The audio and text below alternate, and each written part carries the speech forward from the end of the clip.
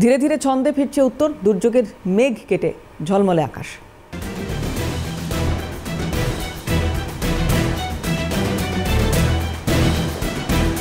ধীরে ধীরে ছন্দে ফিরছে উত্তর, দুর্যোগের মেঘ কেটে ঝলমলে আকাশ। দার্জিলিং এর আকাশে দেখা গেল ঝকঝকে কাঞ্চনজঙ্ঘা।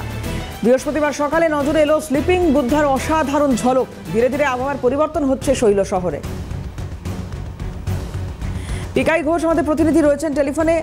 পিকাই, পর্যটক কি রয়েছেন এই মুহূর্তে পাহাড়ে এই নৈসর্গিক শোভা দেখার জন্য?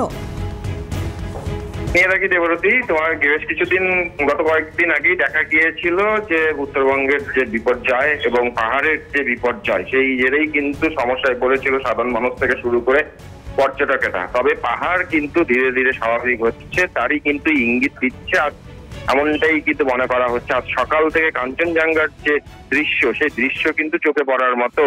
বিভিন্ন জায়গা থেকে খালি চোখে কিন্তু কাঞ্চনজঙ্ঘাকে কিন্তু দেখা যাচ্ছে। পর্যটকের ভিড় কিন্তু ধীরে ধীরে বাড়ছে। ইতিমধ্যে এয়ারপোর্ট যে বাগডোগরা বিমানবন্দর থেকে যে সমস্ত এর আগেও দেখিয়েছিলাম যে সমস্ত বুকিং গুলি রয়েছিল সেগুলো কিন্তু ক্যান্সেল হতে শুরু হয়েছিল। তবে এখন যেটা দেখা যাচ্ছে যে আগের মতো কিন্তু সেই বুকিং কিন্তু শুরু করছে বিভিন্ন পর্যটকেরা। তবে আজ যে কাঞ্চনজঙ্ঘার রূপ, সেই রূপ দেখে কিন্তু মুগ্ধ এলাকাবাসী। তারা জানাচ্ছেন যে প্রকৃতির যে রূপ, সে যখন যেভাবেই হোক না কেন ধীরে ধীরে কিন্তু স্বাভাবিক হচ্ছে পাহাড়।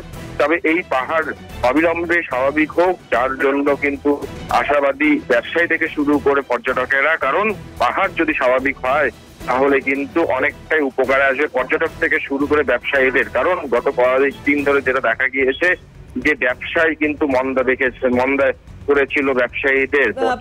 একটা বিষয় জানতে চাইবো, এই আবার যদি নতুন করে যে মরশুম আসতে চলেছে, যদি সেখানে একেবারে শুষ্ক থাকে ওয়েদার এবং এইরকমই কাঞ্চনজঙ্ঘা ঝকঝকে দেখা যায়, তাহলে আবারও আশা করা যায় যে পর্যটকদের ভিড় বাড়বে।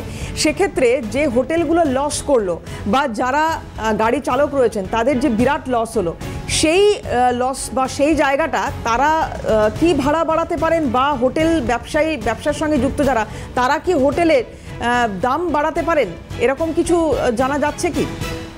দেখো, এই বিষয় নিয়ে কিন্তু এখনো পর্যন্ত যেটা দেখা গিয়েছে সেরকম ভাবে কিন্তু ভাড়া বা হোটেলের যে খরচ, সেই খরচ কিন্তু বাড়েনি। তবে মুখ্যমন্ত্রী মমতা বন্দ্যোপাধ্যায় উত্তরবঙ্গ সফরে এসে বারংবার কিন্তু হোটেল মালিক থেকে শুরু করে যে সমস্ত গাড়ির চালক রয়েছে, মালিক রয়েছে, তাদেরকে কিন্তু বার্তা দিয়েছেন যে কোনো রকম ভাবেই কিন্তু বাড়তি ভাড়া বা বাড়তি খরচ নেওয়া যাবে না।